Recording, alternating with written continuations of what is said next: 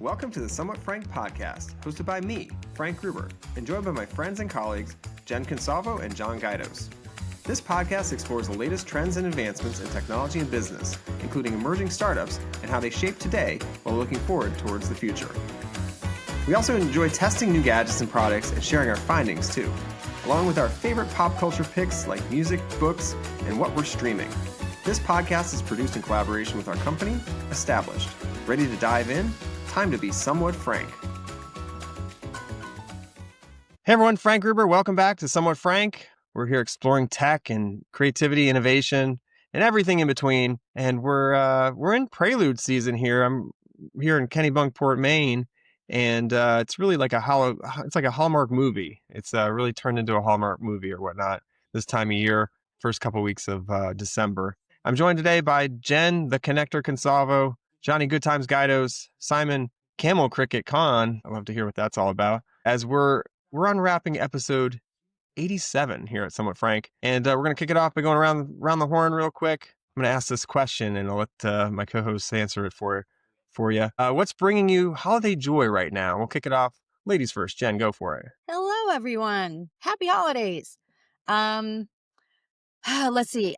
I will say I've been a little bit slow getting in the spirit. I'm trying to make up for it. I went to my girlfriends had a big celebration. We had a holiday slumber party over the weekend, and that really helped set the mood. It was very festive. And Prelude has kicked off here in Kennebunkport, Maine, which is the pinnacle of festive. And we're finally starting to get all of our decorations in order. So I think I'm getting there. I'm working on it. I love the glasses. Great job there, being festive. We should have wore one. We should all had fun hats on or something. They do a hat parade for the Prelude. So anyway, that's fun. Johnny, what about you? Well, all of our decorations are up. That's not a ton, but I'm feeling good about that. And what's been bringing me joy lately is having a fireplace, which has been really nice to kind of either with a book or with watching sports or something like that, kind of taking the holiday festivities from the couch with the fireplace. So that's about what we've been up to over here, getting ready for the holidays. Is it wood? Do you have to go out and bring the wood in, or is it gas, or what kind of fireplace? No, it's real easy. It's a light switch. It's gas, so it's really easy to use. The best. Nice. There you go. All right, Simon, how about you? What's a camel cricket? I don't know what that nickname means. Can you talk about it? Oh gosh, I would love to talk about it. So 2 days ago, I was just lying in my bed doing my thing, not hurting anybody, just sitting on my bed, and I look down and I feel something. I look down and it's the worst case scenario. It's like a 3-inch long giant roach. And I think it was the worst thing that's happened to me in a long time. Which it was, I didn't even know what to do, but I took a photo of it and sent it into ChatGPT to understand like its vulnerabilities and like how I was going to get out of my room. And we worked up a plan, and we pushed it out into the hallway. So that's not really bringing me joy, but I guess getting it out of my apartment was bringing me joy. And it's a camel cricket. It's not a cockroach, thank God, but it was just like the worst. You never want to see like a 3-inch insect on your leg in New York. I don't think I've ever seen a camel cricket. I have seen roaches. I lived in downtown, a lot of different downtowns, and you see them there a lot. We had some big ones in Vegas for sure, just running around the streets. And I remember even with you, Simon, we went on some trip for Established. It was down in Florida, I think. And we stayed at it wasn't a bad hotel. It was like a Sheraton or something. And, or one of their resort or one of their hotels. And, I remember seeing him in our room. There's there were cockroaches in the hotel we were staying at, which was kind of surprising because it was wasn't he in a city or anything. But, anyway, they're around. They survive forever. So, yeah, cool. All right. No holiday cheer going on though? Nothing? No, not enjoy really. there? Okay. No. Well, we'll have to work on that. You did have a birthday though, right? Yeah, I'm 27 years young now. I'm December 6th, and I'm a Sagittarius. Nice. Happy birthday. Thanks. Thank you. I feel my whole life's put together now, which is really cool. 27 is a good number. Good age. That's for sure. All right. Moving along here. Quick updates here, and then we'll get rolling. All right. So very excited. Prelude's happening. There's a lot going on. There is a lot of holiday cheer in the air out here. But one thing I'm excited about is that song I talked about previously, "Welcome to Maine," is doing pretty well. It's getting a lot of plays, and locally it's getting some love. So local radio station is going to debut it tonight, or so by the time this actually podcast gets out, it probably have happened already. But it'll be on 98.9 WCLZ, which is very exciting. Never thought that would actually happen. Who knows? You never know. So it's premiering on the 10th of December, and then replaying on the 14th at 7 p.m. Eastern over at 98.9 or WCLZ. So you can go check it out on their website if you want to go hear it and wait for it. But it's like local musician stuff they play. So that's very exciting. But I hosted a little holiday meetup for the Maine innovation community over at Orange Bike in Portland. Great gathering with a bunch of founders, investors, and it was great they had some ukuleles playing, things like that. It's really cool. And that was great. And then, we got Prelude happening, and I don't know if you guys know this or not, but Good Morning America's, live from Kennebunkport filming. And so that's kind of exciting. It's part of their 50 states and 50 weeks, America's Beautiful series. So it'll be a live broadcast and everything. So they're really focusing on Hearts of Pine, the soccer team here. It's a pro soccer team. And they've sold out every home game, which is pretty impressive. 4,000 season ticket holders. Seat values are being resold at 5 times the value when you buy tickets, and so it's been quite a movement. Maine has definitely embraced the Portland Hearts of Pine soccer team, and it's bringing the Good Morning America show here, honestly, and they'll be in reporting live from the Prelude, so that's kind of exciting for folks. Simon, I want to kick it over to you, the big soccer fan over there. This is lower division soccer. It's thriving here in the Maine area. Wanted to get your take on it. Yeah, well, I'm really happy for Hearts of Pine. I am a proud Vermont Greens fan. That's great. I mean, I love that soccer is growing. And I watched the World Cup draw the other day, which was really uncomfortable, actually. But I love that it's a growing sport. And like my parents wasn't going on when they were growing up. So I'm glad it's the case for new people now. Well, I always said back then, it was like, oh, soccer's going to be huge. And I think we're at that point where it's now huge. We're getting there. Yeah, 100%. And the U.S. men's national team and women's national team the women's national team has always been really good, but the men's team is getting better every year. Cool. All right, let's dive into some tech and trends. I'll kick it off with a story that caught my attention. Actually, it wasn't even a story. It was just a interaction that caught my attention. Over the holidays, there was like Thanksgiving, there was like Black Friday. Prime did a whole like football takeover on the Black Friday, and they had the Bears playing the Eagles. And I'm a Bears fan, so I was watching that. And long story short, I was watching, and all of a sudden this commercial came on, and it's like the commercial was literally like had a little button that said "click now to buy this item," and it was literally like in between it was like a live ad that like you could buy the thing immediately from your phone, from your remote, in a single click, because they already have my information because you're watching it on Prime. So it was really an aha moment for me about like, wow, streaming and commerce are just like fully fused together. You got this impulse buying economy happening, and it's like the stuff they used to, keep over by the checkout is now literally like on my couch while I'm watching a game. And, Amazon's, we're watching football, but it's really about Amazon is really watching our wallets as we're sitting here watching, this, whatever it is they know about us, it could be presented in a commercial form and targeted towards us during a game like that. So really caught my attention. I wrote a piece about it over on LinkedIn, and, it's just, it was an aha moment for sure, because it just turns on this opportunity for them. They're a huge company already, and now they've got our attention, and they aren't just doing like they're doing some sports. They've got NFL football on Tuesdays and Thursdays, and this one was on a Friday. So they've kind of wedged into these times that they weren't even doing football to have this opportunity. So that was kind of an interesting thing that happened over the holidays, Thanksgiving holiday. So anybody catch that or interact with that yet? No, my question would be is like, it kind of stinks sometimes to go to a web browser on your TV. So if you click buy now, like then you have to log in. It just clicked. No, it would just buy it. It already has my information, really. It's like a one click and buy. So if you've got one click and buy set up for Amazon, dude, you just like bought something. Yeah. Oh boy. That sounds kind of awful, right? Or convenient. I don't know. Or dangerous. I wouldn't use it. Dangerous is a better word. Do not log in a hotel room and leave your login. Right. TV. There you go. That's a tough scenario. You end up with a bunch of stuff showing up at your house. You didn't order. All right.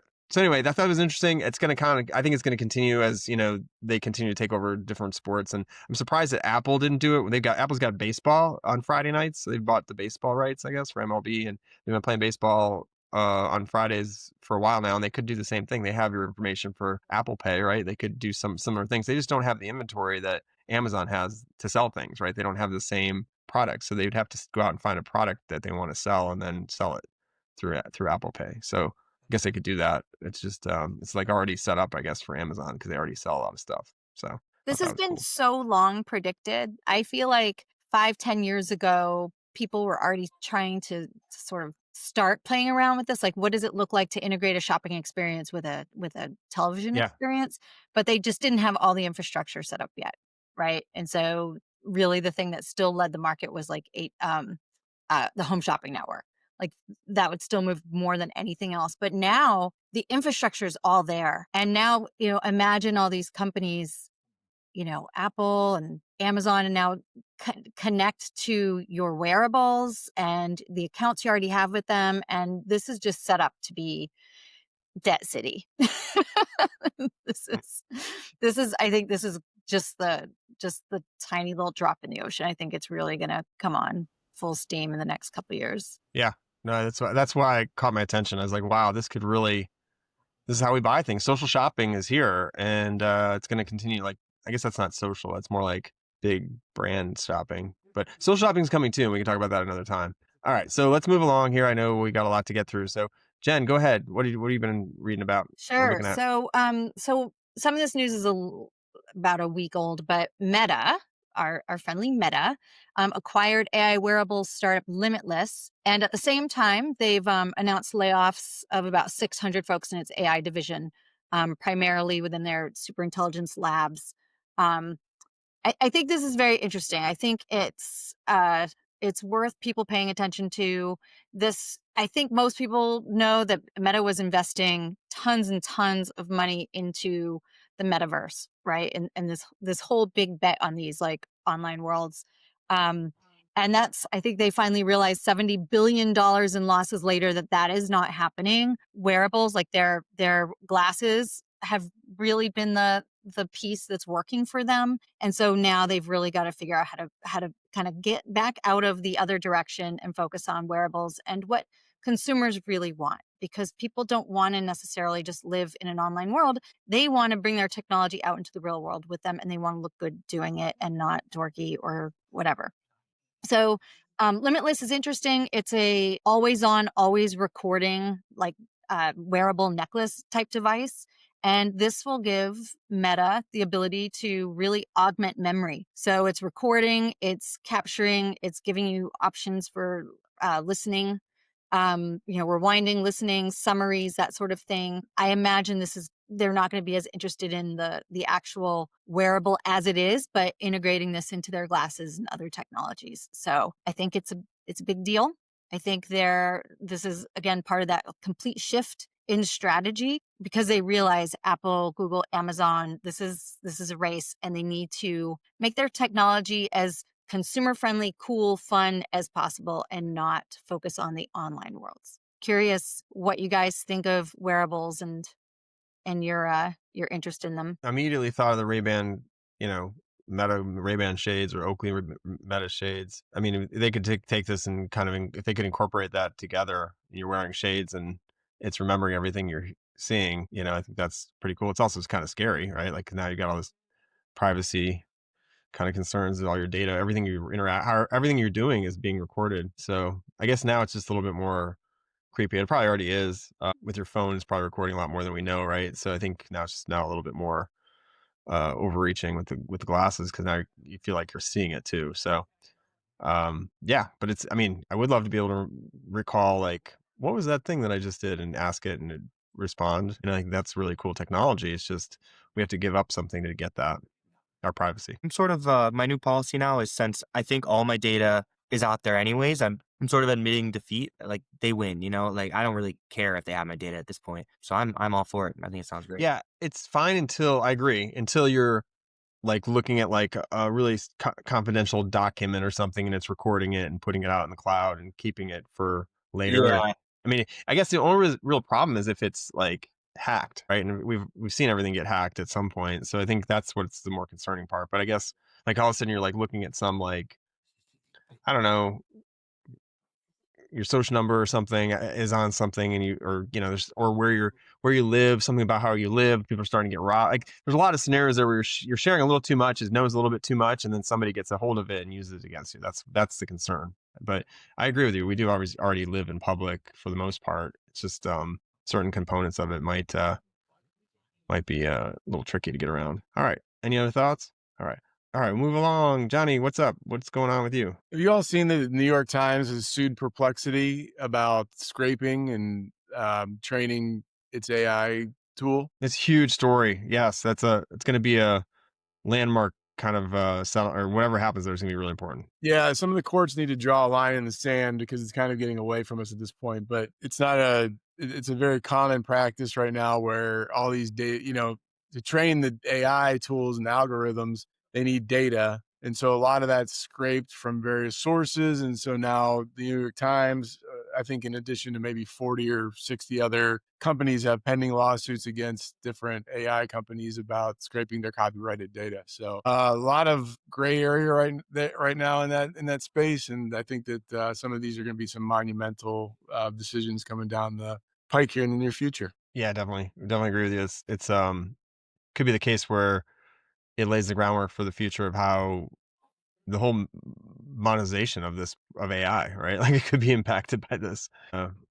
Obviously, also giving copyright, getting around copyrights and things like that is something that they've been able to do. So it's like, this could help like make it a little bit more stable for folks that are journalists or creators or whoever. Yeah, there's gonna be a lot of licensing plays as well, right? Because I mean, all Perplexity has to do is start paying licensing fees to these places so that they could get the data, like Wikipedia, for example, or other sources, right, where they could scrape that data instead of being for free. They could do it on the up and up. Although that's going to be probably cost prohibitive because you have so much data out there right now that it's going to be could set us back a little bit as well. Yeah, and there's other lawsuits too. Jen, didn't we just get a thing Oh about yeah, Startup Mixology? My book was like in a lawsuit with Anthropic. and thousands of other books. So Anthropic now has to settle. So they've been sending out letters to everyone who's published work. The settlements have to be divided up between like authors and publishers and various folks who are involved. But yeah, I mean, I think the grift is up.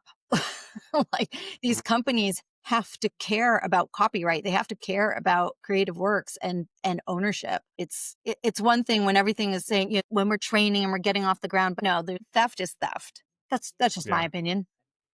And courts. Right. Well, hopefully they can sort it out. It is interesting. We'll keep an eye on it, and however that turns out could help. Could blaze the path for the future. So we'll keep an eye on it for sure. All right, moving along. Simon, what have you been looking at? Yeah, so in fun scientific news, raccoons are showing early signs of domestication. I thought this was kind of a funny, Wait, does this have to do with that drunk raccoon they saw recently? Kind of. Well, hold on. It kind of is. So basically, researchers report that urban raccoons are beginning to show physical changes that indicate early domestication. So shorter faces, smaller head, floppier ears, like generally cuter raccoons. And it's something called domestication syndrome. And so they tested 20,000 raccoons and all these photos of raccoons to compare urban versus rural skull shapes and changes in their complete biology based on proximity to humans. And I think we're pretty close to a future in which everyone gets their personal little raccoon. But the raccoon that got really drunk and passed out was pretty comfortable around humans. And it was probably one of the cute, like floppy eared ones. But yeah, I thought that was kind of fun. And I think pet raccoon would be pretty nice. I think a pet, I'm trying to get into crows. I like how crows kind of help humans out a little bit. So that would be kind of cool too. But yeah, that's my story. This is gonna sound really funny, but I've been watching videos of possums because they're actually really interesting in that they don't get rabies usually, and they don't really attack, and they have a lot of teeth, but they actually eat ticks. And if you ever startle one, they literally pass out. Yeah, they're pretty possum. And their blood, possum. their internal temperature is so low that rabies has a really hard time existing. Yeah. Which is cool. Yeah, it's cool. It's kind of interesting. So yeah, that's interesting. So my point being, raccoons generally do get they do get rabies and things of that nature, right? Like they don't temperatures not the same. So But maybe that'd be a not the concern. floppy-eared ones. Maybe, hopefully Yeah, not. not the cute They one. do they get drunk. I saw there's that viral photo or whatever going around in Virginia. There was a drunk raccoon, and it ended up on Saturday Night Live as a skit, which is pretty hilarious if you didn't catch it yet. Yeah, they like to have fun, I think. Yes, they do. These domesticated ones are they're party animals. Yeah, love them. All right, that's interesting. I'd not heard that, so thanks for bringing that. All right, so quick hits around the horn, or speed round, I guess it'd be called. There's a report out about kids and cell phones. They're they're actually not great for kids, so keep them out of their hands. But my biggest concern is, with the report, AAP report, is that it didn't include tablets. I don't believe. I feel like tablets are like the gateway. It does pretty much everything the same as a phone, so. Why are they not including tablets? They should be including tablets in that set, and in the report about not getting your kids phones if that's the same functionalities. So that's one, and then also drone delivery expansion. I don't know if you guys saw this or not, but Walmart's scaling there's deliveries into another city in Atlanta, and they're going to continue to roll that out. And soon we'll have things getting dropped out of the sky from drones. So that's kind of interesting.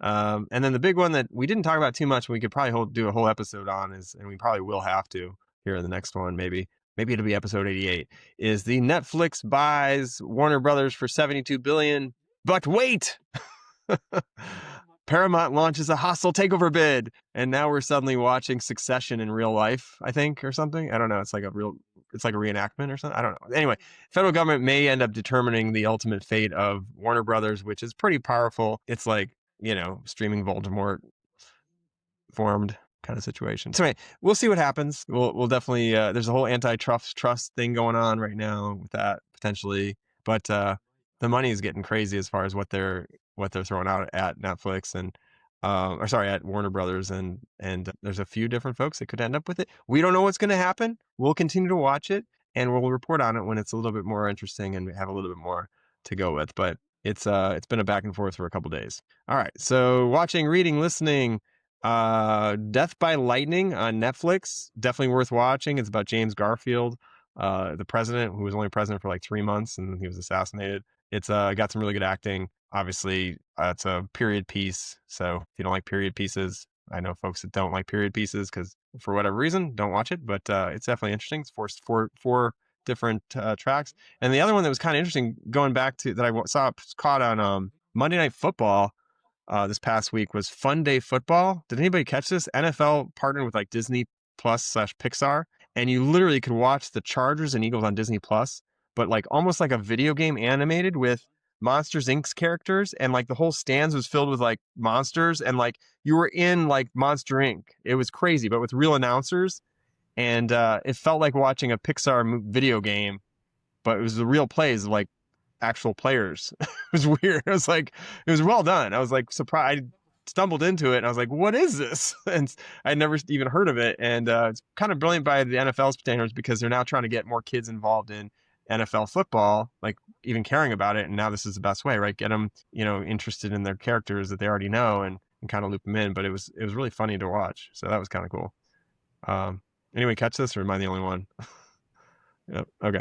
I stumbled upon it. It was new. All right. Next up, Jen. Yeah. So I started listening to a new podcast called Life in 7 Songs. It's produced by the San Francisco Standard, and it's really, really interesting. Have any of you heard of it before? I'm guessing no. So they're interviews, and it's not like the folks they're interviewing are not like the most famous, but it doesn't matter because their stories become so much more interesting as they talk about, they share their story, but at different pivotal points, like sort of what was the song that was going on that represented something for them.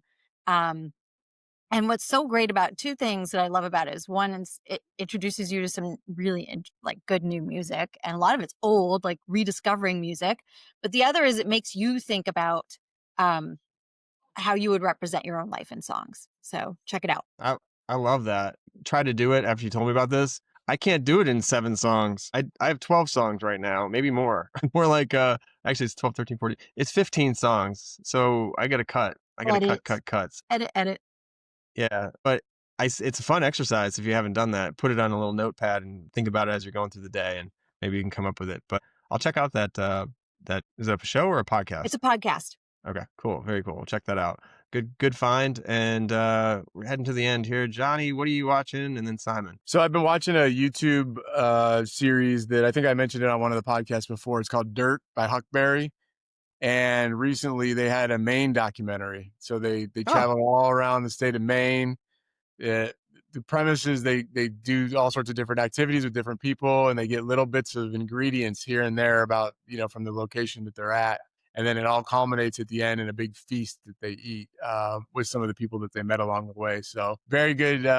It's really, really well done. So it's called Dirt. And there was a Maine one, I think was their last one was Switzerland. But the one before that was Maine. So I definitely would give it a watch if you get a chance. Where's that at? Where do you see it? On YouTube. YouTube. Okay, great. Awesome. I'd love to check that out. All right. And last but not least, Simon, the 27-year-old, what have you been watching? I am watching Pluribus on Apple TV. Same director as Breaking Bad and Better Call Saul. Couldn't recommend it more. Really, really cool.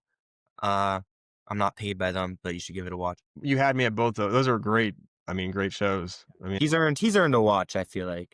Yeah, I'll check that out. I saw it pop up, but I didn't know what it was because it was a kind of a weird word. What's the premise, real quick, Simon? Well, I don't want to spoil it because the trailer doesn't really give anything away. But there's the main character is like a really disagreeable person, and it's pretty sci-fi-y. I'll say that. Okay, cool. So I'll leave it at that. Awesome. We'll check that out. All right. Final thought.